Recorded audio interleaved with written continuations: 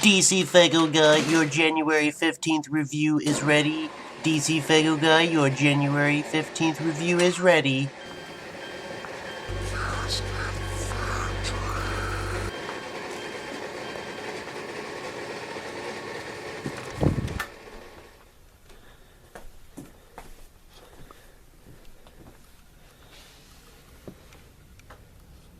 What up, y'all? DCFAYGOGUY. Today is January 15th, the official release date for Blaze's Casket Factory. I've had my copy since Tuesday, but thanks to the homie from Juggalo Talk, he actually hooked me up Monday night with a copy that he had gotten. So I've been bumping this pretty much every day, twice a day since I've had my actual CD. I'm ready to go ahead and drop my review, so let's jump right into this. That, of course, is the front. Now, one thing I wanted to talk about real quick about the album cover is I did a lot like with Boondocks' South of Hell. I was a lot disappointed with the album cover. Just like with South of Hell, I pictured something else in my head, and this is what was delivered. So for me, it was definitely kind of a letdown. But when I heard about this album, there was no immediate high expectations and hopes and excitement for the album. It was kind of whatever to me, but that was one thing that I thought would be cool. And what I pictured in my head was Blaze basically standing outside of like a warehouse or maybe a graveyard, and there would be workers standing, there'd be workers off in the distance behind him building caskets. That's what I had in my head. And after seeing his new look, the suit and everything, the hat and the cane and the new face paint and everything, if they would have went with that, totally fucking dope. Would have been dope as fuck. This right here, I don't necessarily get how this is the Casket Factory. It's just Blaze basically peeking through a hole in what looks like a casket. So for me, that was definitely a letdown, but you know what it is. I've got the creative thought process, and I'm very imaginative to think shit up like this, but I just don't have the artistic ability to draw it, so that sucks for me. Let's go ahead and take a look on the back and take a look at the track listings, which this is not the deluxe edition. They announced about a week ago, I think it was, that there would be a deluxe edition if you ordered it on Amazon or if you got it at Best Buy or ordered it at Best Buy. I don't think the Amazon version is deluxe. I think that was a misunderstanding because I checked Amazon and the track listing it shows is this one. So I don't know what happened with that. Maybe Amazon just assumed that they would be selling the deluxe version, and who knows. But I do not have the deluxe version. I don't know yet if I will get it or not, but this is what I got so far.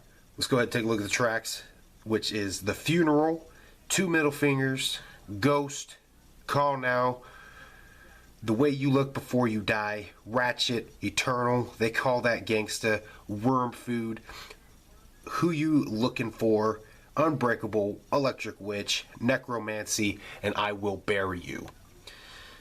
Now, I'm going to go ahead and talk a little bit, elaborate on the tracks a little bit. I've had people complain that I don't really do a track-by-track review, and there's not a whole lot to show on the inside, so I'm going to go ahead and talk about this a little more extensively. Now, like I said, I didn't have any expectations or excitement for this album, although I will say that Gang Rags Reborn set an incredibly high bar for me. I enjoyed Gang Rags, and I enjoyed Gang Rags Reborn a lot, so there was a bar that was set for kind of what to expect from Blaze. And when I first started this, it was like, yeah. Two Middle Fingers started and Blaze was just fucking rapping before the beat even dropped, and the beat starts in and it's like, oh yeah, this is gonna be the shit. Same way with Ghost, which we heard Ghost, that was released a couple months ago as a single. And Call Now is a skit. It was funny the first time. Second time, still a little bit. The Way You Look Before You Die was different, but it definitely thumps. It bangs real good. And then Ratchet kind of slows it down a little bit. But Ratchet to me is kind of like a Hood Rats Part 2, if you will. It's featuring ABK, which ABK was in the original Hood Rats on One Less G in the Hood. And in Ratchet, Blaze actually basically compares a Ratchet to being a high-class hood rat. So that to me was a throwback to Hood Rats for sure. Eternal is definitely my favorite track right off the bat. I would say that it definitely is. I really got into that song when it started playing. And then, of course, you got They Call That Gangster, which was the second single released, featuring the ROC and Hex the Lex Master. Lex the Hex Master. So that was actually, I enjoyed that track quite a bit. And so far, the two singles that Lex has put out, I'm not feeling at all. But I definitely enjoyed his flow and his raps on this, on that track. I thought he did pretty good. So Worm Food was, it was an okay track for me. I think that was, actually, I think Worm Food might have been the second single that they put out. I'm not sure. Who You Looking For featuring Boondocks was an alright track. See, at this point, you know, after Eternal and They Call That Gangster, the album for me slowed way down. It's like they had all the awesome banging tracks that just made you fucking get into the album right at the beginning. So when you got through with those, the album just slowed way down. It was just like, just backed off big time. Unbreakable featuring Jamie Madrox and DJ Swamp was definitely different. I actually enjoyed Blaze's verse better than I liked Jamie Madrox's, which is a first. So Electric Witch, again, that was an okay track. Necromancy. Now, the one thing about Necromancy, when I listened to this, when I saw it, immediately the first thing that came to my mind was, why does this not have ICP on it? That would have been a perfect opportunity to feature ICP and basically show 100%. I mean, for a lot of juggalos, there is no doubt in our minds. But just to keep confirming it, to show that there is no problems with ICP and Psychopathic, that would have been a good track to have them on, even listening to it. And I'm not necessarily saying put an ICP on it instead of Twisted, but even if they put ICP and Twisted on it and made it kind of like an unofficial Dark Lotus track, would have been awesome to me. It totally fits. Necromancy. Come on, let's talk about Raising the Dead. And then they close off the album with I Will Bury You, which is it's a good closing song.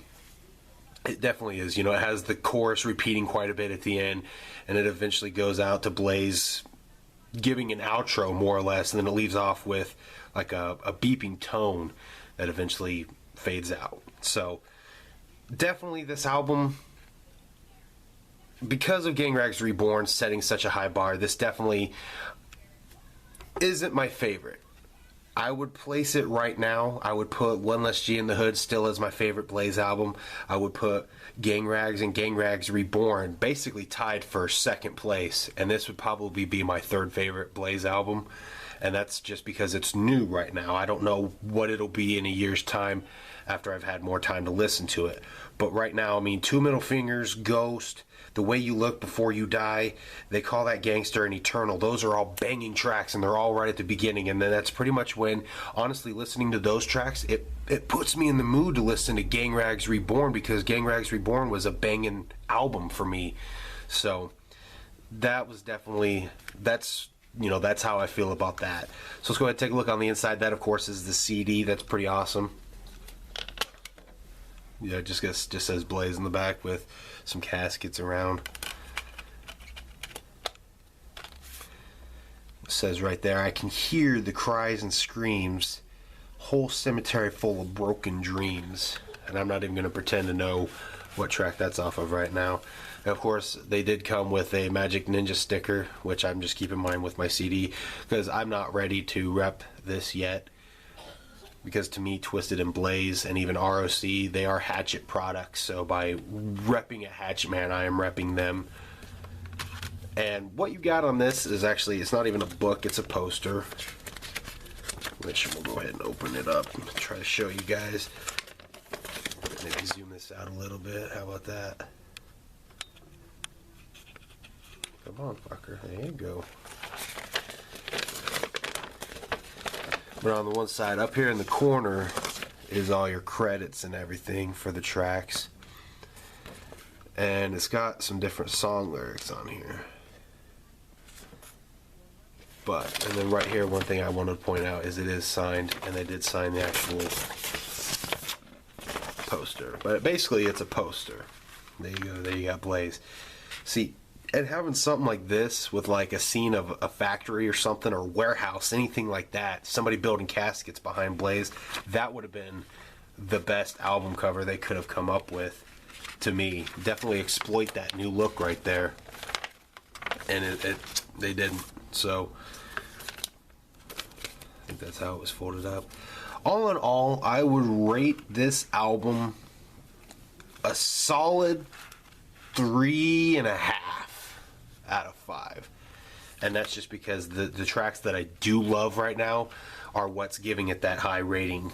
I do know and I do feel, and I can say that as time goes on, this will probably not get bumped quite as much. Because like I said, I get through those 5 tracks that I really love, and I'm ready to start listening to Gang Rags Reborn. I don't know why. That's just how it is. It actually makes me think of Gang Rags Reborn. So I would definitely pick it up if you're a Blaze fan. If not, definitely YouTube those songs. I would definitely suggest, and make sure you got something that can handle good bass, because they thump, they bang pretty good. So that's about it. I'm gonna go ahead and wrap it up with that. Thanks for watching, and I will see you guys later. Peace.